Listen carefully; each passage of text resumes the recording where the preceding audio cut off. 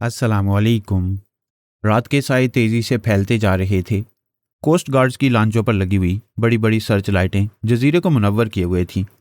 जजीरे के किनारे पूरी तरह रोशन दिखाई दे रहे थे। जोसेफ और फूलवती लॉन्च में एक तरफ बिल्कुल खामोश बैठे थे। ऐसे में अचानक फूलवती यकदम उठकर खड़ी हो गई। उसने लॉन्च में मौजूद लोगों को गौर से देखा, जिनमें कुछ लोग सो रहे थे और कुछ खुशगपियों में मसरूफ थे। जोसेफ, फूलवती ने जोसेफ से मुखातिब होकर निहायत आहिस्तगी से कहा। यस मादम, जोसेफ ने उठकर खड़े होते हुए कहा। मैं जजीरे पर जा रही हूँ। अगर मैं वापस आ गई तो ठीक है, वरना तुम इसी ठिकाने पर चले जाना जहाँ मैं तुम्हें ले गई थी। मैं किसी न किसी तरह वहीं तुम्हारे पास पहुँच जाऊंगी। फूलवती ने कहा। ठीक है मादम, जोसेफ ने जवाब दिया और फूलवती के इशारे पर दोबारा बैठ गया। फूलवती जजीरे पर जाकर स्याह मूर्ति तलाश करना चाहती थी। उसने एक नज़र वहां मौजूद लॉन्चों और लॉन्चों पर टहलते हुए कोस्ट गार्ड्स पर डाली और फिर जजीरे की तरफ देखते हुए उसने अपनी आंखें बंद कर लीं। उसका चेहरा तमतमाने लगा। उसी लम्हे लॉन्चों में मौजूद कोस्ट गार्ड्स, कोस्ट ऑफिसरों और वहां मौजूद तकरीबन हर शख्स को हल्का हल्का झटका लगा और वह अपनी जगह यूं साकित हो गया जैसे किसी जादूगर ने जादू की छड़ी घुमाकर उन्हें पत्थरों का बुत बना दिया हो। फूलवती ने आंखें खोली तो उसकी आंखों में सुर्ख डोरे उभरे हुए थे। अपनी हैरत अंगेज साहिराना सलाहियतों को इस्तेमाल करके उसने वहां मौजूद तमाम लोगों को साकित और गैर मुतहर्रिक कर दिया था। अब वो जो कुछ करती उसे उसकी मर्जी के बगैर कोई नहीं देख सकता था। जिस लॉन्च में वो मौजूद थी वहां मौजूद अफराद भी साकित और नींद के आलम में दिखाई दे रहे थे। ये देखकर फूलवती के लबों पर एक पुरस्रार और फातिहाना मुस्कुराहट उभर आई। फूलवती की सलाहियतें लामहदूद हैं। फूलवती को अगर महान जाशाल इजाज़त दे दें तो फूलवती वाकई सारी दुनिया पर हुकूमत कर सकती है, उसने बड़े फाखिराना लहजे में कहा और फिर वो बड़े इत्मीनान भरे अंदाज में लॉन्च से उतरकर जजीरे पर आ गई। उसने चट्टानों पर कदम रखा और आगे बढ़ने लगी। उसका रुख उस जानिब था जहां काफरिस्तानी त्यारा गिरा था। काफरिस्तानी त्यारे के मलबे के पास जाकर वो अपनी सलाहियतों को इस्तेमाल करके स्याह मूर्ति को तलाश करना चाहती थी। अभी वो थोड़ी ही दूर गई होगी कि उसे अपने अकब में सरसराहट की हल्की सी आवाज़ सुनाई दी। वो तेज़ी से पलटी और फिर हैरत और खौफ से उसकी आंखें फैलती चली गईं। उसके अकब में एक स्याह इंसानी साया खड़ा था। वह 100% किसी इंसान का साया था, लेकिन उसके चेहरे पर नाक, मुंह और आंखों का निशान तक ना था। इसके बावजूद ना जाने इस साए में क्या था कि फूलवती को अपना जिस्म मफलूज होता हुआ महसूस होने लगा। उसी लम्हे साए ने जैसे उस पर छलांग लगा दी, वह फूलवती पर आ गिरा। फूलवती को ज़बरदस्त झटका लगा और वह एक धमाके से नीचे जा गिरी। उसे यूं महसूस हुआ जैसे उस पर हज़ारों मन वज़नी चट्टान आ गिरी हो और फिर उसे अपने जिस्म के मुसाम खुलते हुए महसूस होने लगे। उसे अपने जिस्म के हर हिस्से में बारीक बारीक सुइयाँ उतरती महसूस हो रही थी। खौफ और तकलीफ की शिद्दत से उसने हलक फाड़ कर चीखना चाहा, लेकिन आवाज़ जैसे उसके हलक में ही घुट कर रह गई। उसके जहन में खौफनाक धमाके होने लगे। आंखों के सामने मौजूद रोशनी धुंधलाने लगी और उसे यूं महसूस होने लगा जैसे उसकी रूह को कोई इंतहाई अजियत और खौफनाक अंदाज में निकाल रहा हो। उसका जहन तारीकियों में डूब रहा था, लामहदूद और गहरी तारीकियों में। फिर अचानक उसे एक ज़ोरदार झटका लगा और उसका जहन हर ख्याल और हर सोच से आरी होता चला गया। उसके दिल और दिमाग में सवाए मौत की तारीकियों के कुछ बाकी ना रहा। वो एक चट्टान पर गिरी थी। उसकी आंखें बंद थीं और उसके जिस्म में जिंदगी की मामूली सी रिमक भी दिखाई नहीं दे रही थी। उसका रंग आहिस्ता आहिस्ता स्याह पड़ता जा रहा था और फिर उसका रंग शबे तार की तरह इंतहाई स्याह पड़ गया। फिर उसका खदोखाल बदलने लगा। चंद ही लम्हों में वहाँ एक अफ्रीकी नयाद स्याफाम लड़की पड़ी दिखाई दे रही थी। उसी लम्हे उसने आंखें खोल दी। उसकी आंखें इंतहाई सुरख और अंगारों की तरह देख रही थी। वो एक झटके से उठकर बैठ गई और अपने हाथों पैरों को देखने लगी। शिंकारा, मैं ताकतों की मालका शिंकारा हूँ। मैंने इंसानी जिस्म हासिल कर लिया है। अब मेरी सोई हुई सारी कुव्वतें बेदार हो जाएंगी। मैं ताकत की बहुत बड़ी देवी बन जाऊंगी। ताकत की देवी शिंकारा एक बार फिर जिंदा हो गई है इस दुनिया पर हुकूमत करने के लिए।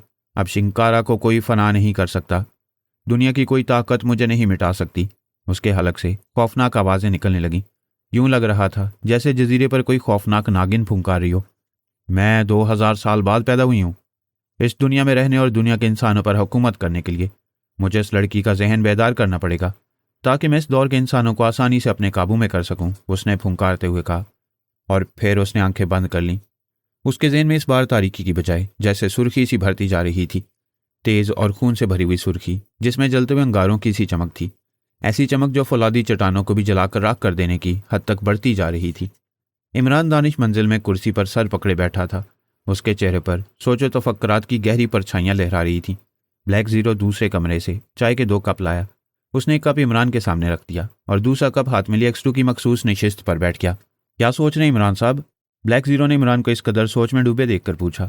सोच रहा हूँ, अब मुझे सीक्रेट सर्विस छोड़कर आमली धंधा शुरू कर देना चाहिए। इमरान ने एक तवील सांस लेते हुए कहा। आमली धंधा, क्या मतलब? ब्लैक ज़ीरो ने चौंक कर पूछा। हाँ हाँ, आमिल जो झाड़ू पर दम करके अपनी गर्द दूसरों पर झाड़ कर उनसे आसेब के साए भगाने की कोशिश करते रहते हैं। सुना है बड़ा मुनाफा बख्श कारोबार है, न हींग लगती है न फटकरी, और रंग भी चौखा आता है। बस छोटे छोटे कागज़ों पर आड़ी तिरछी लकीरें बनाकर दूसरों को कह दो कि इसे बड़ा लंबा चिल्ला काट कर बनाया गया। जोशे जलाली और जमाली के बाद शाह जन्नात को हाजिर करके उसकी दुम मरोड़ी, तब कहीं जाकर उसने तहरीर का यह तरीका बताया। इस तहरीर में करामात पोशीदा हैं। 10,000 रुपये देकर जो इसे हासिल कर लेगा उसके वारे न्यारे हो जाएंगे। इमरान की जुबान का चरखा चल पड़ा। इससे शाह जन्नात की तहरीर की खसूसियात पर भी ज़रा रोशनी डाल दें। हो सकता है आपका पहला मुरीद मैं ही बन जाऊं, ब्लैक ज़ीरो ने हंसते हुए कहा। ओह ज़रूर ज़रूर, क्यों नहीं। जिसके पास मेरी तहरीर करदा शाह जन्नात वाली तहरीर होगी वो सुपर फ्याज बन जाएगा। अक्लमंद होगा तो अहमक बन जाएगा, शौहर होगा तो दूसरी शादी के चक्कर में फंस जाएगा, और बीवी होगी तो किसी और की गर्लफ्रेंड बन जाएगी। तुम जैसा जासूस आजम होगा तो महा शैतान बन जाएगा।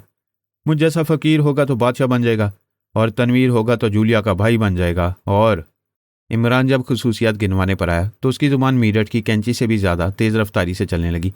बस इतनी ही खसूसियात काफ़ी हैं। अगर आपने और खसूसियात गिनवाई तो मेरे सब्र का पैमाना लबरेज हो जाएगा, ब्लैक ज़ीरो ने हंसते हुए कहा। तो फिर मेरा तहरीर करदा नुस्खा खरीदने के लिए तैयार हो ना तुम? इमरान ने खुशी से चहकते हुए कहा। एक नहीं, आप जितने भी नुस्खे तहरीर करेंगे वो सब खरीद लूँगा। आप चाय पिएं वरना ठंडी हो जाएगी, ब्लैक ज़ीरो ने मुसलसल हंसते हुए कहा।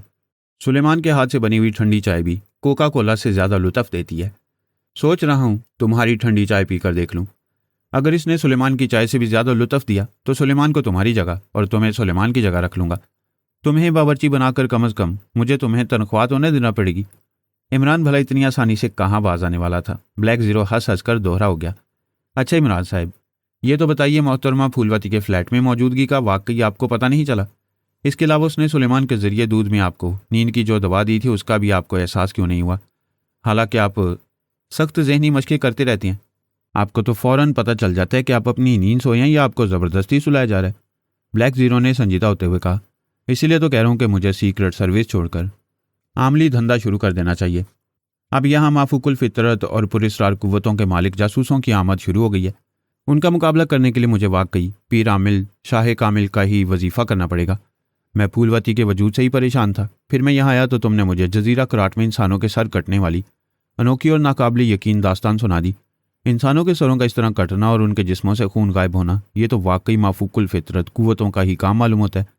जोसेफ जिस तरह बेहोश फूलवती को देखकर घबरा गया था, इससे साफ जाहिर होता है कि फूलवती साहिराना कुव्वतों की ज़बरदस्त आमिला है। इमरान ने संजीदगी से कहा। अगर ऐसी बात होती तो सफ्तर उस पर इस कदर आसानी से कैसे काबू पा लेता? वो तो उसे बाकायदा बेहोश करके राना हाउस ले गया था, ब्लैक ज़ीरो ने कहा। सफदर ने बताया था कि उसने अचानक उस लड़की पर हमला करके उसे बेहोश किया था। अगर सफ्तर ऐसा न करता तो शायद सफ्तर उसकी गर्द को भी न पा सकता, इमरान ने जवाब दिया। आपका क्या ख्याल है, क्या जोसेफ उसे वाकई किसी अंधे कुएं में फेंकने के लिए गया होगा? ब्लैक ज़ीरो ने पूछा। अब ये शबे तार की नाखलफ औलाद आए तो उससे पूछूं कि उसे फूलवती में ऐसी क्या चीज़ नजर आ गई थी जिसे वो अंधे कुएं में ही फेंक कर हलाक करना चाहता था, इमरान ने कहा। मैंने तमाम मेंबरान को जोसेफ और फूलवती की तलाश का हुक्म दे रखा है। अभी तक किसी ने भी कोई रिपोर्ट नहीं दी। इससे जाहिर होता है कि वह शहर में मौजूद नहीं, ब्लैक ज़ीरो ने सोचते हुए कहा। जजीरा कराट, वो यकीनन जजीरा कराट पर होंगे, इमरान ने कहा तो ब्लैक ज़ीरो चौंक पड़ा। जजीरा कराट? मगर फूलवती का जजीरा कराट में जाने का क्या मकसद हो सकता है? ब्लैक ज़ीरो ने कहा। मकसद जो भी हो, तुम दोबारा मेंबरान को कॉल करो। मैं जजीरा कराट पर खुद जाकर इस मामले की तहकीक करूंगा कि वहाँ ऐसी कौन सी खून आशाम बदरू घुस आई है जो ना सिर्फ इंसानों के सर काट देती है बल्कि उनके जिस्मों का खून भी चूस लेती है, इमरान ने कहा। इसका मतलब है आप भी इसी लाइन पर सोच रहे हैं कि जजीरा कराट में कोई शैतानी चक्कर चल गया? ब्लैक ज़ीरो ने चौंकते हुए कहा। यह दुनिया एक चक्कर है प्यारे, यहाँ सिवाय चक्करों के और क्या चक्कर चल सकता है? यही सोच सोच कर तो मैं घन चक्कर बन गया हूँ, इमरान ने मुस्कुराते हुए कहा। जवाब में ब्लैक ज़ीरो भी मुस्कुरा दिया। क्या सारी टीम को आप जजीरे पर ले जाना चाहते हैं या सिर्फ मखसूस मेंबरान को ही कॉल करूं? ब्लैक ज़ीरो ने पूछा। मखसूस मेंबरान से तुम्हारी क्या मुराद है? इमरान ने हैरान होकर पूछा। शहर से बाहर जाने के लिए आप अमूमन जूलिया, सफ्तर और तनवीर को ही अपने साथ ले जाती हैं, इसलिए मैं उन्हें आपके मखसूस मेंबर कहता हूँ, ब्लैक ज़ीरो ने मुस्कुराते हुए कहा तो इमरान हंस पड़ा। यह मामला मुझे ज़रूरत से कुछ ज़्यादा पुरस्कार और हैरत अंगेज़ मालूम हो रहा है। वैसे भी इन दिनों मुल्क में हर तरफ अमन व अमानी है, इसलिए मेरा ख्याल है कि इन सबको अपने साथ ले चलता हूँ, इसी बहाने उनकी आउटिंग भी हो जाएगी। इमरान ने मुस्कुराते हुए कहा। आउटिंग करने का प्रोग्राम है तो मुझे भी अपने साथ ले चलें, मैं भी इस कैद खाने में पड़ा पड़ा बोर हो गया हूँ। मैं इमरान को हदायत देने और उन पर सिवाय रोप झाड़ने के मुझे कोई काम ही नहीं होता। ब्लैक ज़ीरो ने संजीदगी से कहा। दरख्वास्त लिखकर दस्त बदस्त हमारे हजूर पेश करो, अगर मूड हुआ तो शायद उस पर मंजूरी के दस्तखत कर दूं, वरना। इमरान ने इतना ही कहा था कि वहां तेज सीटी की आवाज़ गूंज उठी, जिसे सुनकर वो दोनों चौंक पड़े। शायद किसी मेंबर की कॉल है, इमरान ने कहा। ब्लैक ज़ीरो ने सर हिलाकर एक मशीन ऑन की और इसके मुख्तलिफ बटन दबाने लगा और माइक उठाकर अपने करीब कर लिया। X2 over. ब्लैक ज़ीरो ने X2 की गंभीर और सर्द आवाज़ में कहा। जूलिया बोल रही हूँ चीफ। ओवर। दूसरी तरफ से जूलिया की आवाज़ सुनाई दी। यस जूलिया, क्या रिपोर्ट है? ओवर। ब्लैक ज़ीरो ने सर हिलाकर कहा। जोसेफ का पता चल गया चीफ, वह एक स्याफाम लड़की के साथ गुलफिशार कॉलोनी की एक कोठी में देखा गया है। जूलिया ने मौदबाना लहजे में जवाब दिया। स्याफाम लड़की? मगर उसके साथ तो मुकामी लड़की थी। ये स्याफाम लड़की कौन है? ब्लैक ज़ीरो ने पूछा। उसने लाउडर का बटन भी ऑन कर रखा था, इसलिए स्याफाम लड़की का सुनकर इमरान भी चौंक पड़ा। मालूम नहीं चीफ, लड़की का रंग इंतहाई से आए, वो अफ्रीकी नजाद मालूम होती है। जोसेफ उस लड़की के साथ यूं रह रहा है जैसे वो उसका गुलाम हो। जूलिया ने कहा तो इमरान और ब्लैक ज़ीरो के चेहरे पर वाकई हैरत दिखाई देने लगी। जोसेफ और किसी स्याफाम लड़की का गुलाम, ये तो इंतहाई हैरत अंगेज़ और अनहोनी सी बात थी। तफसील बताओ, ब्लैक ज़ीरो ने सर्द लहजे में कहा। चीफ, आपके हुक्म से हम जोसेफ को सारी शहर में तलाश कर रहे थे। शहर से बाहर जाने वाली सड़क की तरफ से नुमानी और खावर ने एक कार आती देखी। कार सफ्तर की थी, जिसे उन्होंने आसानी से पहचान लिया। उस कार की ड्राइविंग सीट पर जोसेफ बैठा था, जबकि पिछली सीट पर एक इंतहाई खौफनाक शक्ल वाली स्याफाम लड़की मौजूद थी। अलबत्ता उनके कहने के मुताबिक स्याफाम लड़की का रंग इंतहाई स्याह था। अलबत्ता उसके होंठ इस कदर सुर्ख थे जैसे वो किसी का ताज़ा खून पीकर आई हो। पहले तो नुमानी और खावर ने जोसेफ को रास्ते में ही रोकना चाहा, मगर फिर वो लड़की के हैरत अंगेज़ हुलिया की वजह से उसके ताक़्क़ुब पर मजबूर हो गए। जोसेफ स्याफाम लड़की को गुलफिशार कॉलोनी की कोठी नंबर 213 में ले गया। कोठी खाली थी। जोसेफ ने कार से जिस तरह स्याफाम लड़की को इज्जत, तकरीम और मुअद्दब अंदाज में निकाला और जिस तरह उसके सामने अपने सर को झुकाकर बातें कर रहा था, उससे साफ जाहिर हो रहा था कि वो इस लड़की का गुलाम बना हुआ है। लड़की को कोठी में छोड़कर जोसेफ जब कोठी से बाहर किसी काम के लिए निकला तो खावर और नुमानी जानबूझकर उसके सामने आ गए, लेकिन जोसेफ ने जैसे उन्हें पहचाना ही नहीं।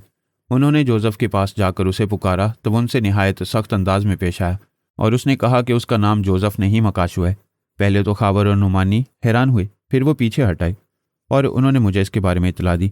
उनकी इतला पर ही मैंने आपको कॉल किया है, जूलिया ने पूरी तफसील बताते हुए कहा। उसकी तफसील सुनकर ब्लैक ज़ीरो इमरान की जानिब मायनेखेज़ नज़रों से देखने लगा। इमरान ने पुरख्याल अंदाज में सर हिला दिया। तुम कहाँ से बोल रही हो और बाकी मेंबर कहाँ हैं?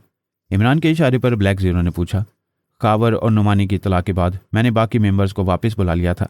वो सब इस वक्त अपनी अपनी रिहाइश गाहों पर होंगे। अलबत्ता खावर और नुमानी को मैंने उसी कोठी की निगरानी पर लगा रखा है जहां जोसेफ और स्याफाम लड़की को देखा गया था। जूलिया ने जवाब दिया। गुड। जोसेफ चूंकि इमरान का साथी है, इसलिए मैं इमरान को कॉल करके उसे गुलफिशार कॉलोनी भेज रहा हूँ। तुम सबको अलर्ट रखो।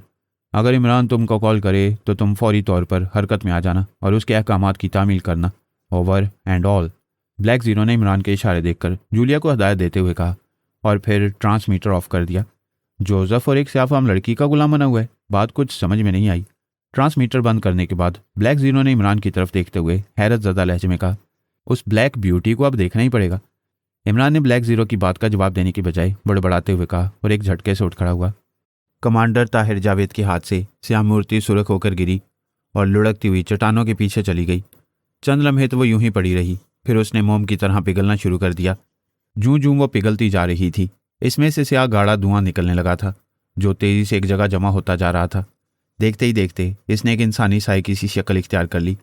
स्याह मूर्ति मुकम्मल तौर पर पिघल गई थी और इसमें से निकलने वाले स्याह धुएं ने एक इंसानी साए की शक्ल इख्तियार कर ली। साया तेज़ी से ऊपर उठा। यही वो लम्हा था जब कमांडर ताहिर जावेद मूर्ति के गिरने पर मायूस होकर वापस पलट रहा था। साया बुलंद होकर तेज़ी से उसके पीछे आ गया। उसने अपना हाथ किसी तलवार की तरह घुमाकर कमांडर ताहिर जावेद की ऐन गर्दन पर मारा और कमांडर ताहिर जावेद की गर्दन उसके धड़ से अलग होकर यूं दूर जा गिरी जैसे तलवार के वार से कटकर दूर जा गिरी हो। कमांडर ताहिर जावेद का बेसहार का धड़ खून उगलता हुआ एक धमाके से गिर गया। उसी लम्हे साया ऐन उसकी गर्दन से चिमट गया और कमांडर ताहिर जावेद की कटी हुई गर्दन से निकलने वाला खून ज़मीन पर गिरने की बजाय धुएं नुमा इंसानी साए ने पीना शुरू कर दिया। इस साए ने आने वाहिद में कमांडर ताहिर जावेद की रगों में मौजूद तमाम खून को चूस लिया था। जब कमांडर ताहिर जावेद के मुर्दा जिस्म में खून का एक कतरा भी बाकी ना बचा तो साया उससे अलग हो गया। साया इंसानी कद्दो कामत का था। उसके चेहरे पर ना मुंह था, ना नाक और ना ही आंखें। इसके बावजूद वो सर घुमाकर इधर उधर यूं देख रहा था जैसे उसे सब कुछ दिखाई दे रहा हो। उसके कदम जमीन पर थे। वो इस तरह देख रहा था जैसे उसे इंसान चलते फिरते दिखाई दे रहे थे जिनका उसने अभी खून पीना था। यह शिंकारा की बदरू थी, जो सदियों से आमूर्ति में कैद रहने के बाद इंसानी खून के छींटे पड़ते ही आज़ाद हो गई थी। सदियों से प्यासी बदरू को इंसानी खून की ज़रूरत थी। इसके अलावा उसे एक इंसानी जिस्म की ज़रूरत थी जिसमें वो आसानी से खुद को समो सके। एक ऐसा इंसानी जिस्म जो ना सिर्फ किसी औरत का हो बल्कि उस पर शैतान का साया और उसके पास शैतानी अलूम भी हो। लेकिन इस वक्त उसे वहाँ किसी औरत का वजूद दिखाई नहीं दे रहा था। अलबत्ता उसकी प्यास बुझाने के लिए वहाँ खून वाफिर मिकदार में मौजूद था। वहाँ चलने फिरने वाले इंसानों की रगों में दौड़ता हुआ उसे साफ दिखाई दे रहा था। इन इंसानों को हलाक करना और इनका खून पीना उसके लिए कोई मसला नहीं था। इसलिए वो आगे बढ़ी और उन लोगों पर हाथ साफ करने लगी जो इधर उधर आ जा रहे थे। 10-12 इंसानों को हलाक करके और उनका खून पीकर जैसे उसकी प्यास बुझ गई थी। इसलिए वो उन चट्टानों के पीछे आ गई जहाँ अच्छा खासा साया फैला हुआ था। चट्टानों के साए में आकर शिंकारा ने अपना साया उस साए में जम कर लिया। सरकटी इंसानी लाशों को देखकर जजीरे में मौजूद जिंदा इंसानों में खलबली सी मच गई थी। वो बड़े घबराए हुए और निहायत परेशानी के आलम में एक दूसरे को चीखते हुए पुकार और भाग रहे थे। उन्होंने खतरे के पेश नज़र चट्टानों के अकब में फायरिंग भी की थी। सारा दिन जजीरा खौफनाक धमाकों से गूंजता रहा, लेकिन शिंकारा का साया चट्टानों के साए में यूं पड़ा रहा जैसे ना ही उसे अब इन इंसानों से कोई सरोकार हो और ना ही धमाके उसकी समात पर असरअंदाज हो रहे हों। वक्त गुजरता रहा। फिर अचानक शिंकारा का साया हरकत में आ गया और वो चट्टानों के नीचे से निकलकर तेजी से बाहर आ गया और चट्टानों पर चढ़कर जजीरे के चारों तरफ देखने लगा। फिर साया निहायत तेजी से एक तरफ भागता चला गया। जजीरे के दूसरे किनारे पर तेज रोशनी में उसे एक लड़की दिखाई दे रही थी। लड़की इंतहाई खूबसूरत थी। इस लड़की के सर पर उसे स्याह हल्ला सा रक्स करता दिखाई दे रहा था। शिंकारा का साया चट्टानों पर तेजी से भागता हुआ इस लड़की की तरफ बढ़ता चला गया। इस लड़की के पीछे पहुंचकर शिंकारा का साया रुक गया। उसी लम्हे लड़की उसकी मौजूदगी महसूस करके तेजी से उसकी तरफ घूमी। शिंकारा का साया बिजली की सी तेजी से उस पर झपट पड़ा और लड़की को लिए हुए एक धमाके से नीचे गिर गया। लड़की का वजूद उसके बाजू में आते ही मफलूज हो गया। शिंकारा का साया लड़की के जिस्म पर छा गया। फिर कुछ ही देर में उसने लड़की को हला करके उसके जिस्म में खुद को संभाल लिया और चंद लम्हे साकित रहने के बाद उसने आंखें खोल दी। उसकी आंखें रोशन हो गई थी। शिंकारा, मैं ताकतों की मालिक शिंकारा हूँ। मैंने इंसानी जिस्म हासिल कर लिया है। अब मेरी सोई हुई सारी ताकतें बेदार हो जाएंगी और मैं ताकत की बहुत बड़ी देवी बन जाऊंगी। ताकत की देवी शिंकारा एक बार फिर जिंदा हो गई है इस दुनिया पर हुकूमत करने के लिए। अब शिंकारा को कोई फना नहीं कर सकता। दुनिया की कोई ताकत मुझे नहीं मिटा सकती। उसके हलक से खौफनाक आवाज़ें निकलने लगीं। यूं लग रहा था जैसे जजीरे पर खौफनाक नागिन फुंकार रही हो। मैं 2000 साल बाद बेदार हुई हूँ। इस दुनिया में रहने और दुनिया के इंसानों को समझने के लिए मुझे इस लड़की के जिस्म और जहन की तलाश थी। मुझे इस लड़की का जहन बेदार करना पड़ेगा ताकि मैं इस दौर के इंसानों को आसानी से काबू कर सकूं, उसने फुंकारते हुए कहा। और फिर उसने आंखें बंद कर लीं। उसके जहन में सुर्खी भर गई, तेज और खून से भरी हुई सुर्खी जिसमें जलते हुए अंगारों की सी चमक थी। ऐसी चमक जो फौलादी चट्टानों को भी राख कर देने की हद तक बढ़ती जा रही थी। उसके जहन पर काफ़ी देर तक सुर्खी छाई रही। फिर लड़की का जहन जागने लगा और आहिस्ता आहिस्ता उसके जहन पर छाई हुई सुर्खी दूर होने लगी। और फिर शिंकारा का जहन फूलवती के जहन की तरह काम करने लग गया। फूलवती के ज़िंदगी के तमाम हालात व वाक़यात उसके जहन में उजागर हो गए थे। बचपन से लेकर अब तक उसने जो कुछ किया था उन तमाम ख्यालात और वाक़यात का मंजर उसके सामने था। शिंकारा का जहन तेज़ी से फूलवती का जहन पढ़ रहा था और हर बात पूरी तरह उसकी सोच और समझ में आती जा रही थी। अफ्रीका के शाही ख़ानदान का शहज़ादा, वो भी मेरा गुलाम है। बहुत खूब। इसका मतलब है अगर वो मेरी मदद करे तो मैं उसके साथ आसानी से अफ्रीका के जंगलों में वापस जा सकती हूँ। और शालाग ने जिस लड़की काशारा का मेरे लिए ख़ास तौर पर जिस्म तैयार किया था और वह एक पहाड़ के गार में दब गया था, मैं अफ्रीकी शहज़ादे जोसेफ की मदद से उसे वहाँ से निकाल कर उसमें अपनी रूह डालकर हमेशा हमेशा के लिए ज़िंदा हो सकती हूँ, उसने खुशी और मुसर्रत से चीखते हुए कहा। फूलवती के जिस जिस्म पर उसने कब्जा किया था वो पहले इंतहाई सुर्ख और सफ़ेद था, मगर अब उसके जिस्म का रंग इंतहाई स्याह हो गया था। इस कदर स्याह जैसे सारी दुनिया की स्याही उसके जिस्म में घुल मिल गई हो। अलबत्ता उसकी आंखें और उसके होंठ खून की तरह सुर्ख थे। जोसेफ, जोसेफ द ग्रेट, मेरे गुलाम, कहाँ हो तुम? मेरे पास आओ जल्दी, उसने चीखकर जोसेफ को आवाज़ें देना शुरू कर दी। चंद ही लम्हों बाद जोसेफ दौड़ता हुआ वहाँ आ गया। उसके चेहरे और आंखों में बदस्तूर सहरंगेज वीरानी छाई हुई थी, जो शायद फूलवती के हलाक होने और शिंकारा के जिंदा होने से और ज़्यादा बढ़ गई थी। मैं हाजिर हूँ मादाम, जोसेफ ने उसके सामने आते हुए इंतहाई मौतबाना लहजे में कहा। उसकी आंखों में लड़की के बदले हुए रंग पर कोई रद्द-ए-अमल जाहिर नहीं हुआ। फूलवती ने उसे अपनी आवाज़ का पाबंद किया था। उस वक्त शिंकारा के मुंह से जो आवाज़ निकल रही थी वो फूलवती की ही थी। इसमें मामूली सा भी फर्क ना था। अगर उसकी आवाज़ में ज़रा सा भी फर्क होता तो लाजमन जोसेफ पर से उसका सहर टूट जाता। जोसेफ, मुझे यहाँ से ले चलो। इस वक्त यहाँ मौजूद तमाम लोगों पर फूलवती की आवाज़ और उसके ख्यालों का सहर तारी है। हमें यहाँ से ना निकलते कोई देख सकता है और ना जाने से रोक सकता है। चलो मेरे साथ। शिंकारा ने इंतहाई तहकमाना लहजे में कहा। चलिए मादाम, जोसेफ ने कहा, और वो दोनों जजीरे पर से उस लॉन्च में आ गए। लॉन्च का ड्राइवर बदमस्त पड़ा था। इस लॉन्च को चलाना जोसेफ के लिए कोई मसला ना था। उसने लॉन्च का इंजन चलाया और फिर लॉन्च को मोड़कर समुंदर की तरफ कर दिया। दूसरे ही लम्हे लॉन्च समुंदर के फराक सीने पर दौड़ती चली गई। शिंकारा के चेहरे पर सुकून ही सुकून नजर आ रहा था, इंतहाई गहरा और लामुतनाही सुकून। अफ्रीकी कबीले सामीगान के सरदार और शालाक के बड़े पुजारी सरदार जकाटा ने घबराकर आंखें खोल दी। मुकद्दस शिंकारा की मुकद्दस या मूर्ति के मुकद्दस गार से गायब होने के बाद उसके कबीले के बेशुमार नौजवानों ने गारी तारा करके अपनी जानें दे दी थी।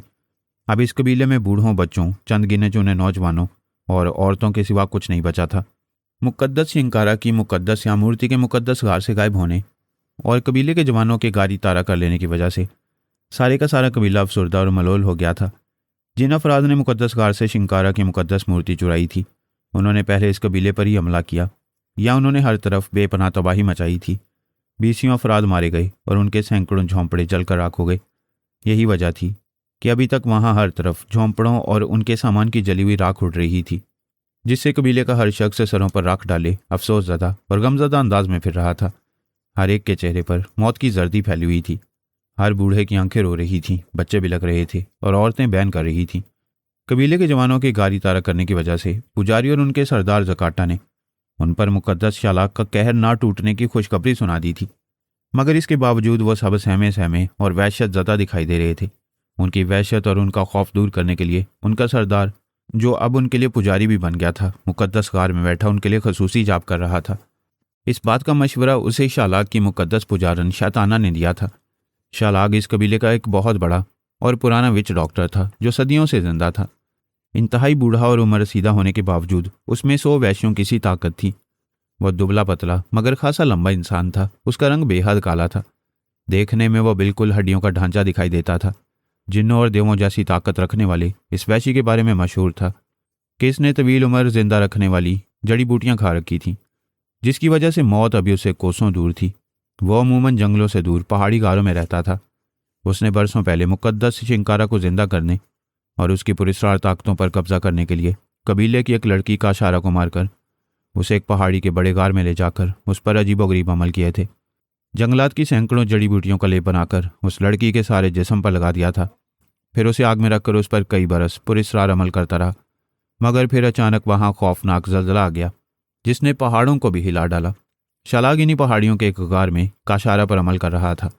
जल्जला आने की वजह से पहाड़ बैठ गया और काशारा उस पहाड़ के नीचे दफन हो गई। उस वक्त शालाक इत्तफाकन गार से बाहर था, वरना शायद वो भी इसी पहाड़ के नीचे हमेशा के लिए दफन हो जाता। इसके बाद शालाक ने शिंकारा की रूह को किसी और लड़की के जिस्म में डालने के लिए सैकड़ों नौजवान लड़कियों को हलाक किया। उन पर वैसे ही अमल किए, लेकिन उन लड़कियों के जिस्म या तो गल सड़ जाते या फिर उन पर हशरातुल अर्ज़ चिमट जाते थे, जो उन जिस्मों को एक लम्हे में चट कर जाते, जिससे शालाक भी तंग आ गया और उसने शिंकारा की स्या मूर्ति को मुकद्दस गार में रख दिया और खुद पूजा पाठ करने दूसरे पहाड़ों के गारों में जाकर रहने लगा। इस सारे जंगल में उसी की हुकूमत थी। जंगल में रहने वाले हर कबीले में उसे देवता की सी हैसियत हासिल थी। उसके हुक्म के बगैर किसी कबीले का कोई फर्द जंगल के दरख्तों का एक पत्ता भी नहीं तोड़ता था। शालाक खुद भी पुजारी था, लेकिन वो जिस शैतान का पुजारी था, ना ही वो उसका नाम जानता था और ना ही वो शैतान कभी उसके सामने आया था। इसलिए वो उसे ताकत देवता समझता था। मगर इस ताकत देवता का भी एक वजूद था, जो इन्हीं पहाड़ों या जंगलों में कहीं मौजूद था। मगर वो कौन था, क्या था, इसके बारे में कोई नहीं जानता था। शिंकारा उसकी नस्ल से ताल्लुक़ रखती थी और इसकी वजह से वो बड़ी साहरा और खौफनाक ताकतों की मालका बनी थी। शालाक को भी सिर्फ उस ताकत देवता की आवाज़ सुनाई देती थी, खामोशी में गूंजती हुई पुरस्कार और खौफनाक आवाज़ जो शालाक को हदायत देती थी। शालाक ने अपनी ताकतों से उस ताकत देवता को तलाश करने की हर मुमकिन कोशिश की थी, लेकिन कामयाब नहीं हो सका था।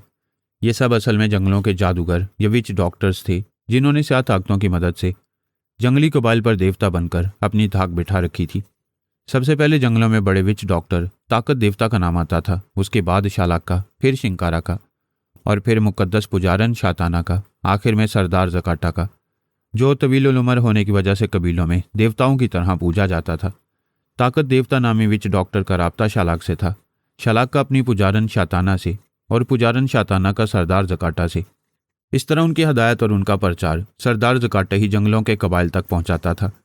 इस लिहाज से सरदार जकाटा अफ्रीकी जंगलों के तमाम कबीलों का सबसे बड़ा सरदार माना जाता। दूसरे कबीलों के तमाम सरदार उसके नायब थे। सरदार जकाटा चूंकि अमूमन मुकद्दस गार में बैठकर पूजा करता रहता था, इसलिए उसने आजकल अपने कबीले का इंतज़ाम अपने नए नायब सरदार काचोका के सुपुर्द कर रखा था, क्योंकि पहले नायब सरदार आशोता ने गारी तारा कर लिया था। इस वक्त सरदार जकाटा के चौंकने और अचानक उठकर खड़े होने की वजह शाताना थी। वो गार में दाखिल हो रही थी। आओ आओ मुकद्दस पुजारन, मैं बड़े दिनों से तुम्हारी राह तक रहा था। कहो मुकद्दस शालाक की पुजारन, तुम हमारे लिए क्या खुशखबरी लाई हो?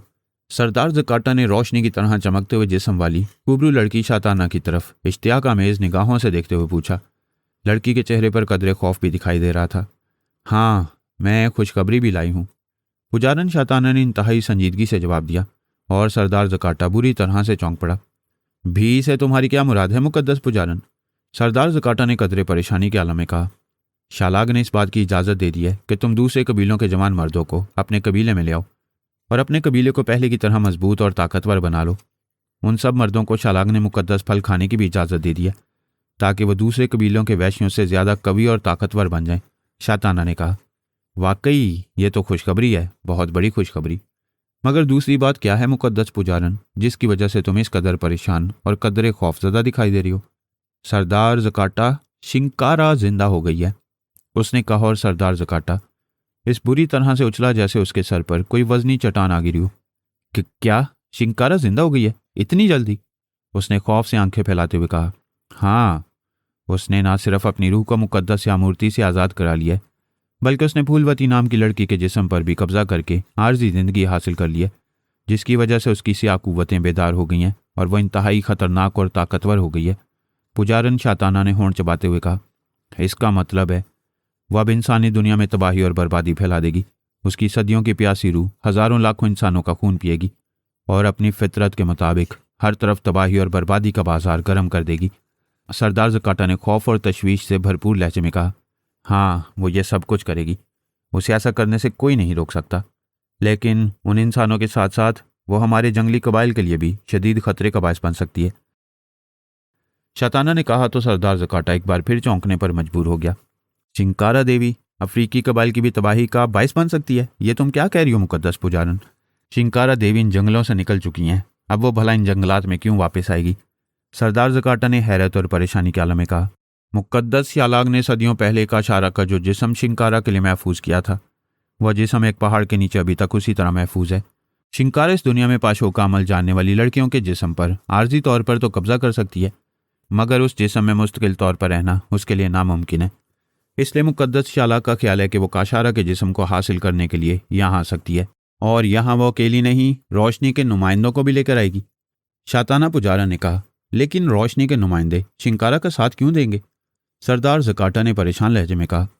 शिंकारा की ताकतों का मुकाबला करना उनके बस की बात नहीं, वो उन्हें यहाँ अपने साथ आने पर मजबूर कर देगी। इसलिए मुकद्दस शालाग का हुक्म है कि तुम जंगल के तमाम कबाइलियों को होशियार कर दो और हर तरफ ऐसे इंतजामात और हिसार कायम कर दो कि शिंकारा और रोशनी के नुमाइंदे किसी भी तरह इन जंगलों में दाखिल ना हो सकें। मुकद्दस शालाग ने तुम्हें हर तरह की ताकतें इस्तेमाल करने के इख्तियारात दे दिए हैं। शाताना पुजारन ने जवाब दिया। वो तो ठीक है मुकद्दस पुजारन, लेकिन मैं कुछ और सोच रहा हूँ, सरदार जकाटा ने कहा। उसका लहजा वाकई सोच में डूबा हुआ था। क्या? पुजारन शाताना ने चौंक कर पूछा। शिंकारा देवी और रोशनी के नुमाइंदे काशारा के जिस्म को निकालने के लिए पहाड़ों पर कोई अमल नहीं कर सकते।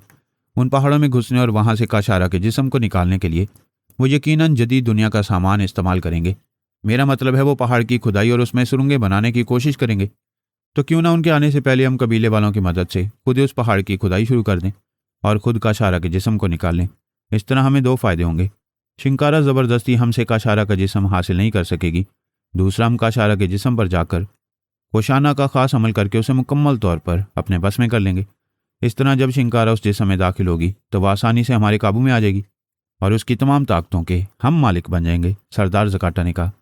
वाकई तुमने बड़े पते की बात बताई है। अगर ऐसा हो जाए तो हम वाकई शिंकारा की लामहदूद ताकतों के मालिक बनकर इस सारी दुनिया पर हुकूमत कर सकते हैं, पुजारन शाताना ने खुश होते हुए कहा। इसके अलावा मेरे जहन में एक और मंसूबा भी आया है। अगर तुम मेरा साथ देने की कोशिश करो तो हम इसका खातिर ख्वाह फ़ायदा उठा सकते हैं। सरदार ज़काटा ने बड़े पुरस्कार और मायने खेज अंदाज में मुस्कुराते हुए कहा, वो क्या मंसूबा है? शाताना पुजारन ने जल्दी से पूछा। पहले तुम महाशैतान की कसम खाओ, अगर तुम्हें मेरे इरादों पर एतराज़ हुआ तो तुम मुझ पर बरहम नहीं होगी और ना ही तुम इस बात का जिक्र कभी मुकद्दस शालाक के सामने करोगी। सरदार ज़काटा ने कहा तो पुजारन शाताना हैरत और इस्तजाब से उसकी जानिब देखने लगी। ठीक है, मैं महाशैतान की कसम खाती हूँ, बताओ क्या बात है? पुजारन शाताना ने चंद लम्हे तवक्कुफ के बाद सर हिलाते हुए जवाब दिया तो सरदार ज़काटा की आंखों में चमक उभर आई।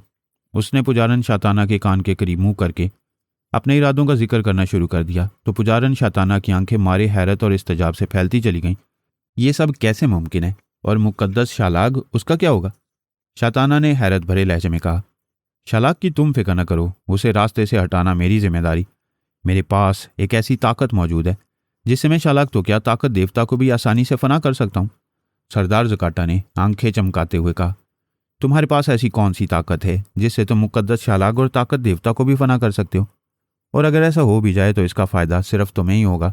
तुम इन जंगलों के सबसे बड़े देवता बन जाओगे और मैं, क्या मुझे तुम्हारी पुजारन या कनीज बनकर रहना होगा? पुजारन शाताना ने उसे तेज़ नज़रों से घूरते हुए पूछा। नहीं शाताना, मैं तुम्हें अपनी कनीज या पुजारन नहीं बनाऊंगा।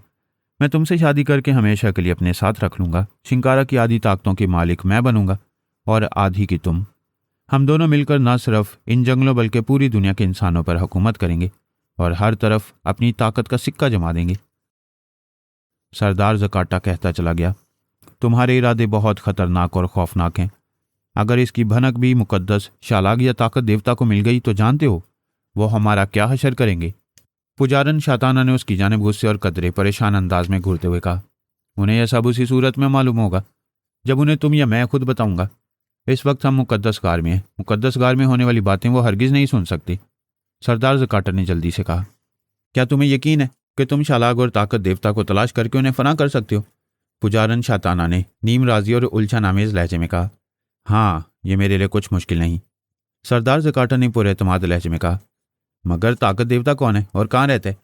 उसके बारे में तो शालाग भी नहीं जानता। फिर तुम, पुजारन शाताना ने उलझे हुए अंदाज में कहा। इसकी तुम फिक्र न करो। ताकत देवता कौन है और कहाँ है, मैं उसके बारे में बहुत अच्छी तरह से जानता हूँ। सरदार ज़काटा ने पुरस्रार अंदाज में मुस्कुराते हुए कहा।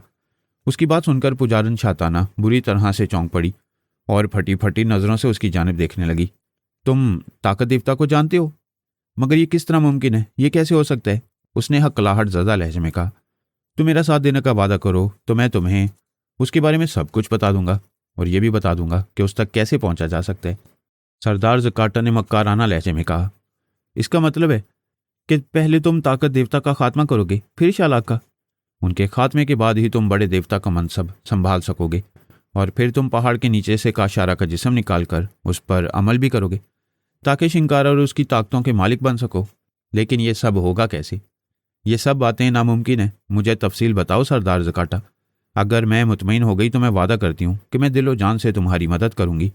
तुम जो कहोगे उस पर पूरी तरह अमल करूँगी, पुजारन शाताना ने कहा। सरदार ज़काटा चंद लम्हे उसकी जानिब तजब्जुब के आलम में देखता रहा। फिर उसने सोचा पुजारन शाताना महाशैतान की कसम खा चुकी है, इसलिए वो उससे गद्दारी की मुर्तकिब नहीं हो सकती। उसने उसे सारी तफसील बता देने में कोई हर्ज ना समझा। चुनाचे उसने पुजारन शाताना को अपना सारा मंसूबा बता दिया। उसकी तफसील सुनकर पुजारन शाताना की आंखें फैलकर उसके कानों से जा लगीं। सरदार ज़काटा ने जो तरकीब बताई थी वो वाकई काबिल अमल थी। इस तरकीब पर अमल करते हुए वो ताकत देवता और शालाग को आसानी से हलाक करके उनका मनसब संभाल सकता था। उसकी आंखों में सरदार ज़काटा की तरकीब सुनकर अजीब और तेज़ चमक आ गई। बहुत खूब सरदार ज़काटा, तुम तो इंतहाई ज़हीन और दुनिया के सबसे चालाक तरीन इंसान हो।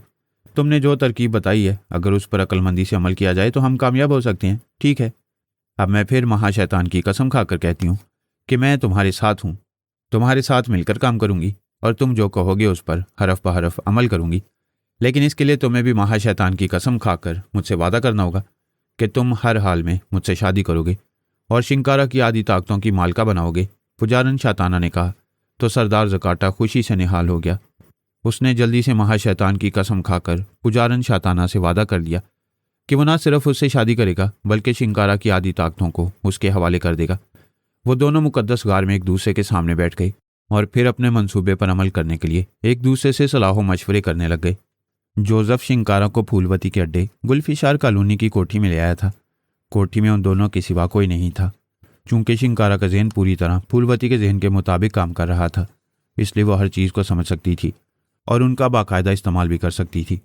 वह चूंकि सदियों से प्यासी थी और उसकी प्यास सिर्फ इंसानी खून ही मिटा सकता था।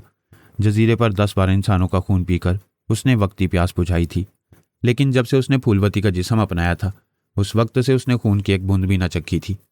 इस वक्त वो कोठी के ड्राइंग रूम में मौजूद सोफे पर बैठी थी और जोसेफ उसके सामने गुलामों की तरह सर झुकाए खड़ा था। जोसेफ, शिंकारा ने जोसेफ की जानिब गौर से देखते हुए कहा। हुक्म मादम।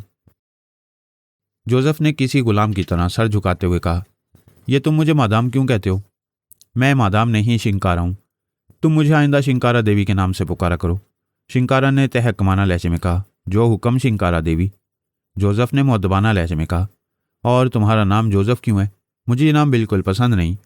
तुम अफ्रीकी जंगली ख़ानदान के शहजादे हो, तुम्हारा नाम भी उसी मुनासबत से होना चाहिए। ठीक है, मैं तुम्हें जोसेफ के नाम से नहीं मकाशो के नाम से पुकारूंगी, शिंकारा ने कहा। जो हुक्म शिंकारा देवी। मकाशो, तुम जानते हो मेरी खुराक इंसानी खून है।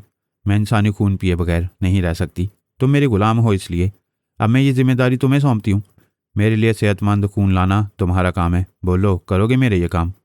शिंकारा ने जोसेफ की जानिब गहरी नज़रों से देखते हुए पूछा। मक्काशो आपके हुक्म का गुलाम है शिंकारा देवी।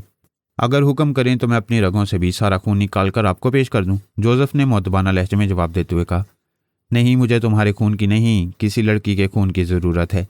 मैं शिंकारा देवी हूँ और मैं इंसानी खून में जवान और सेहतमंद लड़कियों का खून ज़्यादा पसंद करती हूँ। जजीरे पर मैंने 12 इंसानों का खून पिया था, मगर वो सिर्फ मर्द थे। उनमें से एक भी लड़की नहीं थी। मैंने वक्ती तौर पर अपनी प्यास बुझा ली थी, लेकिन अब मैं चाहती हूँ कि तुम मेरे पास कम से कम 2 सेहतमंद लड़कियों को लाओ। अब मैं लड़कियों का खून पीकर ही अपनी प्यास मिटाऊंगी, शिंकारा ने कहा। ठीक है, मैं आपके लिए अभी 2 लड़कियों का बंदोबस्त करके आता हूँ, जोसेफ ने सर झुकाकर कहा। एक बात का ख्याल रखना, लड़कियाँ ज़्यादा उम्र की ना हो और ना ही उनके जिस्म पर किसी जख्म का निशान हो। मैं जख्मी लड़कियों का खून नहीं पसंद करती, शिंकारा ने कहा और जोसेफ सर हिलाकर कमरे से बाहर निकल गया। सफ्तर की कार उसने कोठी के पोर्च में खड़ी कर दी थी। पहले उसने सोचा कि वो कार में जाकर कहीं से 2 लड़कियों को ज़बरदस्ती उठा कर ले आए, मगर फिर किसी ख्याल के तहत वो पैदल ही कोठी से बाहर आ गया। वो किसी कॉल गर्ल को वरगलाकर शिंकारा के पास ले जाना चाहता था। गुलफिशार कॉलोनी से मुल्हिक कॉलोनी कॉल गर्ल्स की आमाजगाह थी, जहाँ से लड़कियाँ लाना उसके लिए कुछ मुश्किल ना था। इमरान जैसे ही कार लेकर गुलफिशार कॉलोनी पहुंचा, उसे कोठी नंबर 217 से कुछ फासले पर खावर और नुमानी नजर आ गई। वो तेजी से आगे बढ़ा। क्या रिपोर्ट है? इमरान ने उनकी तरफ देखते हुए कहा। जोसेफ अभी कुछ देर कबल 2 कॉल गर्ल्स को कोठी में ले गया, खावर ने जवाब दिया। उसकी बात सुनकर इमरान बुरी तरह से चौंक पड़ा। कॉल गर्ल्स, क्या मतलब? उसने हैरत ज़्यादा लहजे में पूछा। जोसेफ का मैंने ताक़ुब किया था, वो गुलिस्तान कॉलोनी गया था, जिसे आमतौर पर कॉल गर्ल्स का मखसूस अड्डा समझा जाता है। जोसेफ ने वहाँ बाकायदा 2 लड़कियाँ हायर की और उन्हें लेकर वापस इस कोठी में आ गया और अभी तक कोठी में ही है, खावर ने कहा। इमरान ने गुस्से से होंठ चबाते हुए कहा।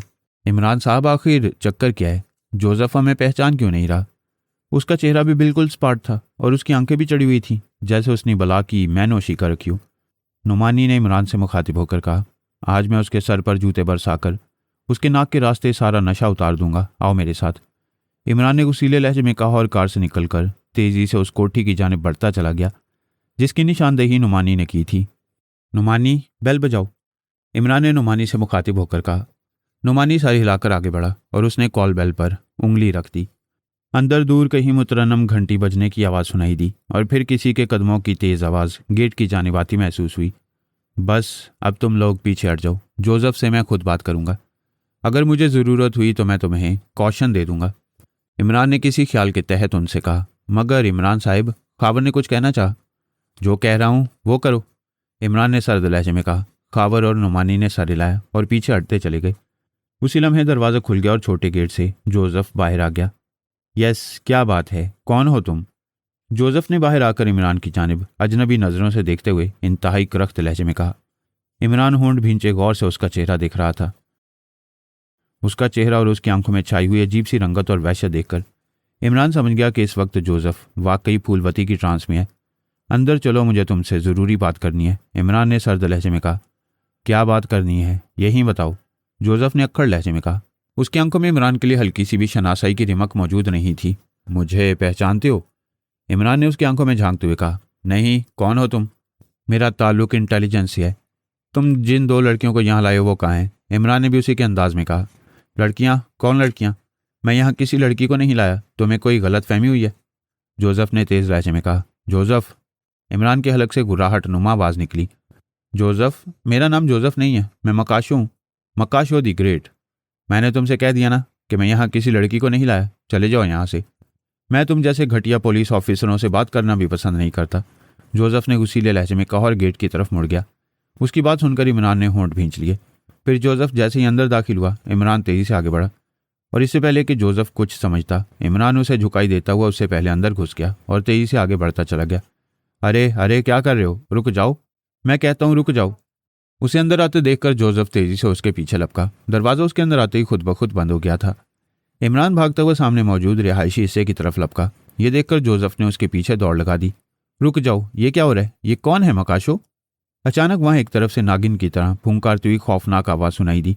इस आवाज़ को सुनकर जोसेफ बुरी तरह से सहम कर रुक गया और इमरान भी ठिठक कर रुक गया। उसने पलट कर देखा। कोठी के एक कमरे के दरवाजे पर एक इंतहाई स्याह रंगत वाली और खौफनाक शक्ल वाली लड़की खड़ी थी, जिसकी आंखें और होंठ इस कदर सुर्ख थे जैसे उनमें खून ही खून भरा हो। उस लड़की के चेहरे पर नज़र पड़ते ही इमरान जैसे इंसान भी बौखलाकर कई कदम पीछे हटता चला गया, जैसे उसने मौत का चेहरा देख लिया हो। शिंकारा बड़ी गहरी और खौफनाक नज़रों से इमरान की तरफ देख रही थी। इमरान की तरफ देखते हुए उसकी आंखों की सुर्खी बढ़ती जा रही थी और इमरान को यूं महसूस हो रहा था जैसे उसके ज़हन में धमाके होना शुरू हो गए हों। उसने शिंकारा के चेहरे से नज़रें हटाने की कोशिश की, लेकिन कामयाब ना हो सका। इमरान ने तेज़ी से अपने जहन को ब्लैंक किया और फिर उसने अपने जहन की पूरी कुव्वत इस्तेमाल करते हुए जहन में उभरने वाले एक नुक्ते पर मरकूज़ करना शुरू कर दिया। लेकिन स्याफाम लड़की उसके ख्वाबो ख्याल से भी ज़्यादा मावराई उलूम और ताकतवर जहन की मालका थी। इमरान पूरा जोर लगाकर उसके जहन को अपने कंट्रोल में लेने की कोशिश कर रहा था, मगर इसका असर उल्टा उस पर ही होना शुरू हो गया।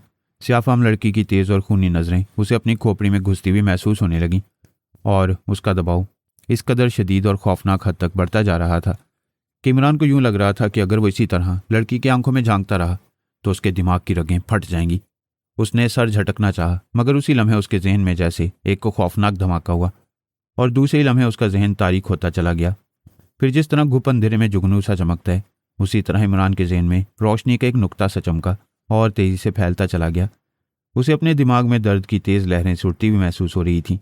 उसने आंखें खोली तो उसे अपने सामने हर तरफ धुंध का गुबार सा फैला हुआ दिखाई देने लगा। वो ज़ोर ज़ोर से सर झटकने लगा। तो तुम्हें होश आ गया, बहुत खूब, मेरी तरह तुम भी बेपनाह ज़हनी ताकतों के मालिक हो। जहरीली नागिन की तरह फूंकारती हुई आवाज़ इमरान की समाज से टकराई। दूसरे लम्हे इमरान की आंखों के सामने फैला हुआ धुंध का गुबार छटता चला गया। उसने देखा वो एक कमरे में मौजूद था। उसे रस्सियों से जकड़कर एक सोफे पर बिठा दिया गया था। सामने सोफे पर वही स्याफाम लड़की बैठी उसकी जानिब बड़ी दिलचस्प निगाहों से देख रही थी और उसके अक्ब में जोसेफ गुलामों की तरह सर झुकाए मुअद्दबाना खड़ा था। धुंध का गुबार खत्म होते इमरान के जहन से दर्द का एहसास जाता रहा और वो पूरी तरह से नॉर्मल हो गया। अगर कहो तो तुम्हें देखकर दोबारा बेहोश हो जाऊं, इमरान ने मुस्कुराते हुए कहा। तुम कौन हो और तुम्हारा नाम क्या है? स्याफाम लड़की ने उसकी तरफ तेज नज़रों से घूरते हुए पूछा। मेरा नाम शेख चिल्ली और मैं 30 मार खाऊं, इमरान ने खुद को संभालते हुए अपने मखसूस अंदाज में कहा। शेख चिल्ली, ये कैसा नाम है? तुम जदीद दौर के इंसान हो, शायद इसलिए तुमने ऐसा नाम रखा है। बहरहाल ये बताओ यहाँ क्यों आए थे? स्याफाम लड़की ने कहा।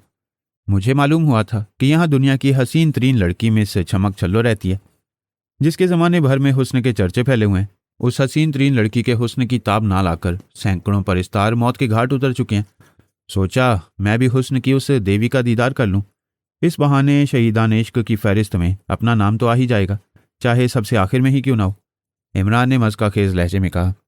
स्याफाम लड़की पहले हैरत से उसकी तरफ देखती रही, फिर जैसे उसे इमरान की बातों का मतलब समझ में आ गया, वो खिलखिलाकर हंस पड़ी।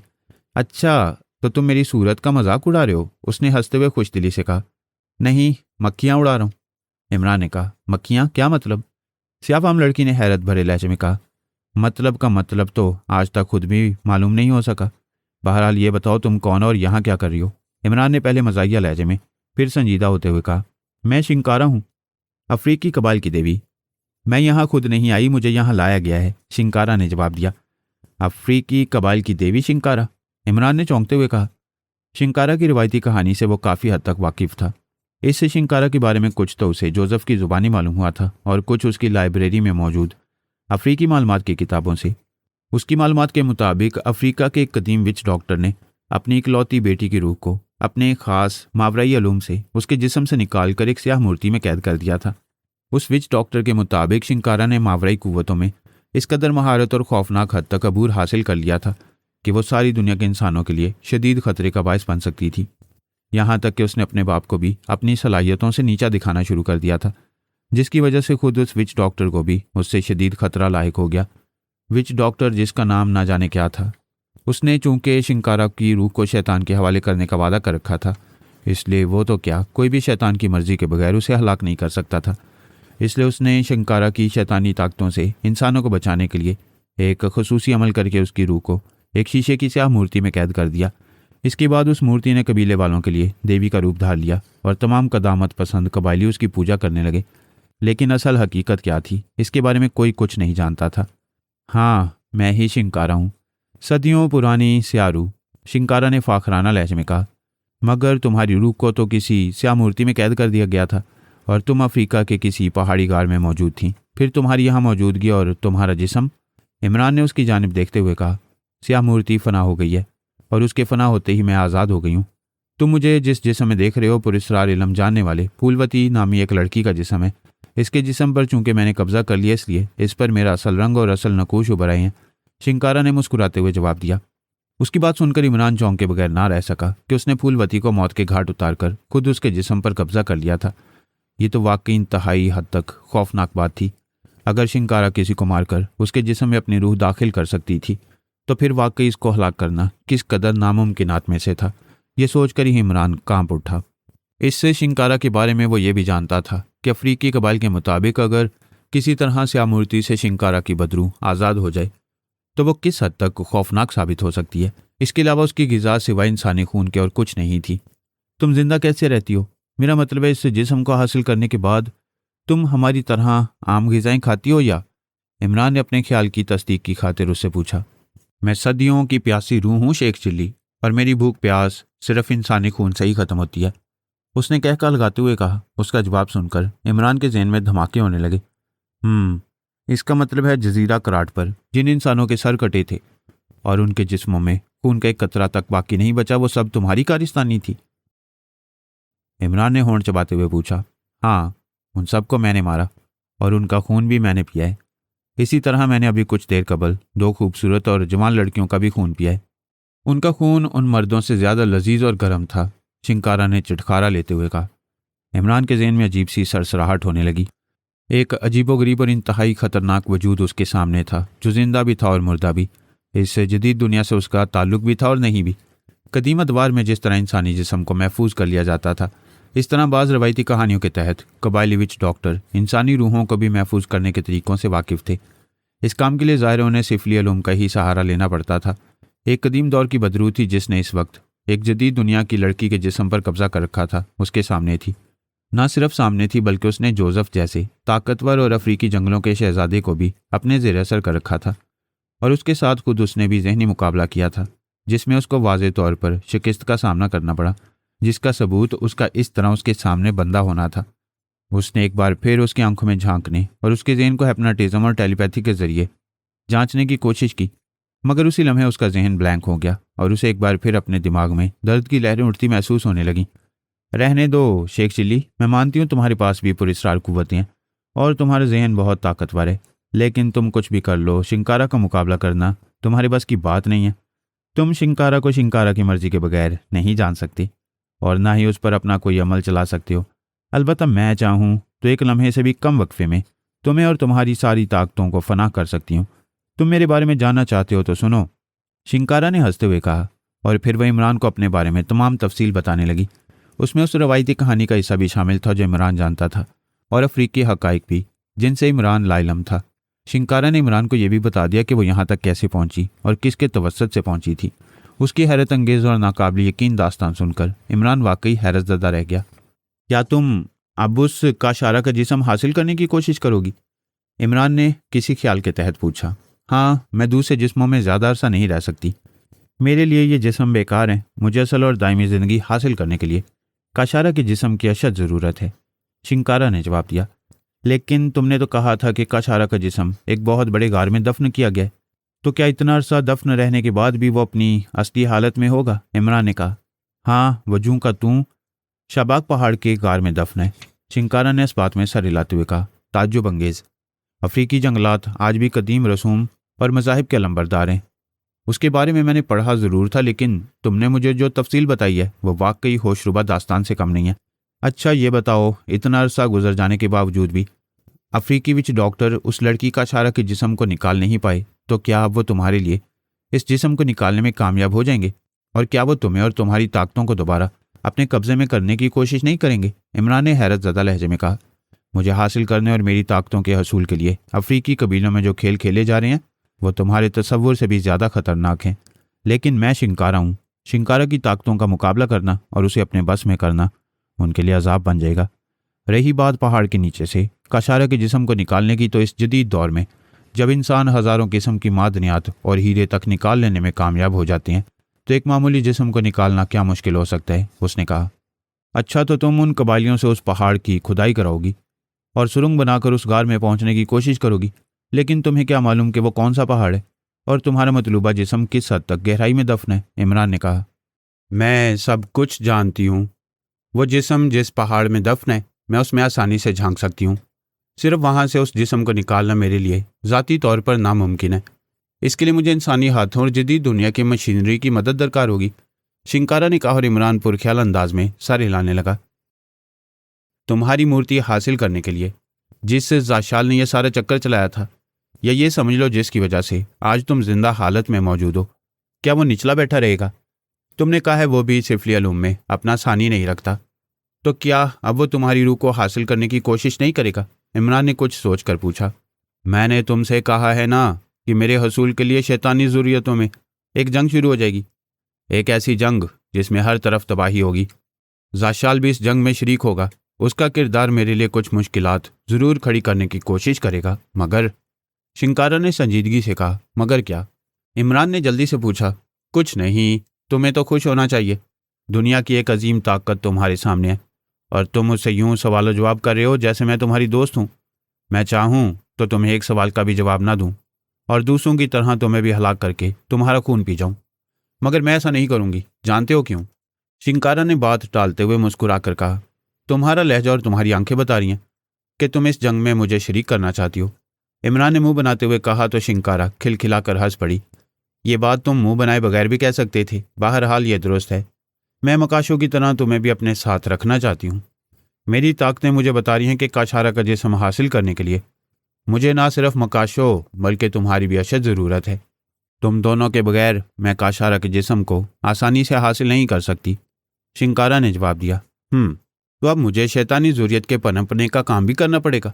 इमरान ने बड़बड़ाते हुए इंतहाई नाखुशगवार लहजे में कहा। क्या कहा तुमने? शिंकारा ने चौंक कर पूछा। शिंकारा, तुमने मुझे अपने मुतल्लिक जो कुछ बताया और जितना मैं तुम्हारे बारे में जानता हूँ, मेरी नज़रों में तुम्हारा वजूद उन तमाम मुजरिमों से ज़्यादा घिनौना और मकरू है। वो लोग तो मादा परस्ती या फिर सरकारी जिम्मेदारी पूरी करने के लिए मेरे मुल्क में आकर मारे जाते थे, या मैं उनके लिए मौत का प्याम्बर बन जाता हूँ जो मेरे मुल्क को किसी भी तरह नुकसान पहुँचाने की कोशिश करती है। बेगुनाह लोगों को मारना मेरी आदत नहीं है। तुम्हारा वजूद एक शैतानी ज़रूरियत है जो सारी इंसानियत के लिए इंतहाई ख़तरनाक और खौफनाक है। इसलिए ये कैसे मुमकिन है कि मैं तुम्हारा साथ दूं और तुम्हें ज़िंदा रखने के लिए अफ्रीका से काशारा का जिस्म हासिल करने जाऊं? तुम्हारे लिए यही बेहतर है कि तुम यहाँ से वापस चली जाओ। अपनी शैतानकारियों का जाल उन्हीं जंगलों में फैलाओ जहाँ तुम पैदा हुई हो। मेरे मुल्क के मासूम लोगों को अगर तुमने किसी किस्म का नुकसान पहुँचाने और मज़ीद उनका खून पीने की कोशिश की तो तुम्हारे हक़ में अच्छा नहीं होगा। और तुमने जिसे अपना गुलाम बनाया हुआ है, ये मकाशो नहीं, मेरा साथी जोसेफ है। इसे अपनी शैतानी ताकतों से आज़ाद कर दो। इमरान ने इस बार बड़े सख्त लहजे में कहा। उसे वाकई शिंकारा की बातें और उसका इरादा सुनकर गुस्सा आ गया था। उसके भयानक और मकरू चेहरे से उसे कराहियत सी आने लगी थी। इमरान की बातें सुनकर शिंकारा बड़े तंजिया अंदाज में मुस्कुराने लगी। तुम क्या सोचते हो, तुम मुझे फना करने की ताकत रखते हो? शिंकारा ने इस्तेहज़ाइया अंदाज में कहा। हाँ, मैं तुम्हें फना कर सकता हूँ। ना सिर्फ फना कर सकता हूँ बल्कि तुम्हारी बदरूह को जहन्नुम वासिल भी कर सकता हूँ। इमरान ने सर्द लहजे में जवाब दिया। बहुत खूब, तब तो मुझे वाकई तुम्हें जल्द से जल्द आज़ाद कर देना चाहिए। मालूम तो हो कि तुम जैसा इंसान शिंकारा को फना करने के लिए क्या इकदाम करता है। एक बात जहन में रखना, मैं तुम्हारी सलाहियतों और तुम्हारी ताकतों से पूरी तरह वाकिफ़ हूँ। आज के बाद तुम्हारी सारी सलाहियतें और ताकतें मेरे लिए काम करेंगी। तुम्हें उस वक्त तक मेरा साथ देना होगा जब तक मैं काशारा का जिस्म हासिल नहीं कर लेती। शिंकारा ने पहले हंसकर और फिर इंतहाई सख्त लहजे में कहा। और अगर मैं किसी भी तरह तुम्हारा साथ देने से इनकार कर दूं तो? इमरान ने होंठ चबाते हुए कहा। तो मैं तुम्हारे साथ क्या करूंगी तुम सोच भी नहीं सकते। शिंकारा ने फुंकार कर जवाब दिया। क्या करोगी, क्या कर सकती हो तुम? इमरान का अंदाज शिंकारा को गुस्सा दिलाने वाला था। शिंकारा उसकी जानिब चंद लम्हे खूंखार नज़रों से देखती रही, फिर उसका चेहरा नॉर्मल होता चला गया। उसके होंठों पर मकरू और इंतहाई जहरीली मुस्कुराहट आ गई।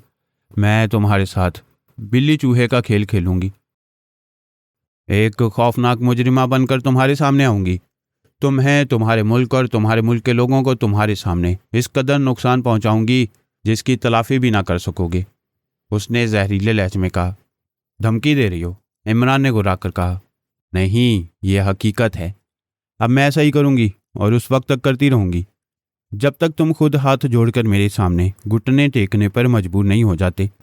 मैं तुम्हें बताऊंगी कि शिंकारा क्या है और शिंकारा की ताकतें क्या हैं। शिंकारा ने खौफनाक लहजे में कहा। शिंकारा? इमरान हलक के बल गुर्राया। नहीं मिस्टर इमरान, अब तुमने खुद ही चैलेंज किया है। मैं तुम्हारे इस चैलेंज का तुम्हें भरपूर जवाब दूंगी। अब तुम्हें, तुम्हारे मुल्क और तुम्हारे मुल्क के लोगों को मेरे हाथों तबाह होने से कोई नहीं बचा सकता।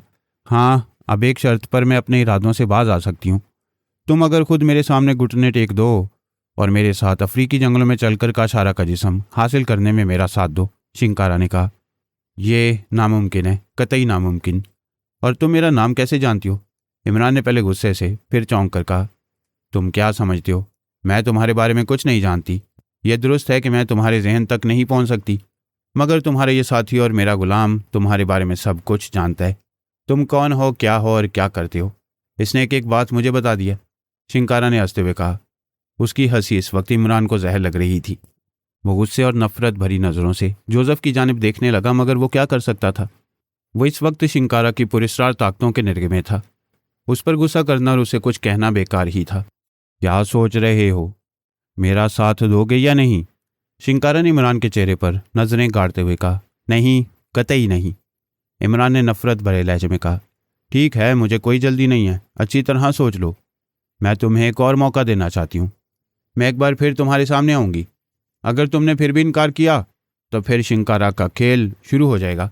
ऐसा खेल जिसमें सिवाय शिकस्त और शर्मिंदगी के तुम्हारे हाथ कुछ नहीं आएगा और तुम्हें अपने मुल्क में हर तरफ मौत नाचती नजर आएगी। तबाही और बर्बादी के सिवा तुम्हें यहाँ कुछ नहीं मिलेगा। ये मेरा वादा है, शिंकारा का वादा। शिंकारा ने इत्मीनान भरे लहजे में कहा। उसी लम्हे उसकी आंखों की सुर्खी में इजाफा हो गया। इमरान को एक जोरदार झटका सा लगा। उसने जहन पर तारी होने वाली तारीकी झटकने की कोशिश की, मगर कामयाब ना हो सका।